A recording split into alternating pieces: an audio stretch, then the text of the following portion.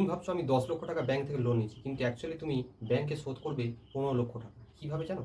ধরো মনে করো তুমি 10 লক্ষ টাকা লোন নিলে, সেই টাকাটা 8% হারে সুদ হচ্ছে, এবং 8 বছর বাদে তুমি গিয়ে শোধ করছো প্রায় 13 লক্ষ টাকার মতো, মানে অর্থাৎ এই 3 লক্ষ টাকা তুমি বেশি দিচ্ছ। তারপরে তুমি কি করছো, সেই জিনিস দিয়ে কোনো হয়তো গ্যাজেট কিনছো, বা হয়তো নিজের শখ আহ্লাদ পূরণ করার জন্য বাইক কিনছো, যেগুলো তোমার কিছুদিন পরে, মানে অর্থাৎ 10 বছর বা 3-4 বছর বাদে সেই বাইকের দাম বা গাড়ির দাম কিন্তু অনেকটাই কমে যাবে বা অর্ধেক হয়ে যাবে। ফলে তার প্রকৃত ভ্যালুটা কিন্তু রইল না। অর্থাৎ যে ভ্যালু দিয়ে তুমি কিনলে তার থেকেও তোমার টাকা কিন্তু বেশি দিতে হচ্ছে। তাহলে কি লোন নেওয়া খারাপ? একদমই না। লোন তুমি নিতে পারো, কিন্তু সেটাকে ভালো কাজে লাগাও, যার থেকে তুমি আয় করতে পারবে। অর্থাৎ ধরো তুমি মনে করো সেই টাকা দিয়ে বাড়ি কিনলে, সেটা হয়তো ভাড়া দিলে সেখান থেকে টাকা আর্ন হচ্ছে, বা হয়তো কোনো ব্যবসার কাজে লাগালে সেখান থেকেও টাকা ইনকাম হচ্ছে। এই সব ক্ষেত্রে তুমি যদি লোন নাও তাহলে ঠিক আছে।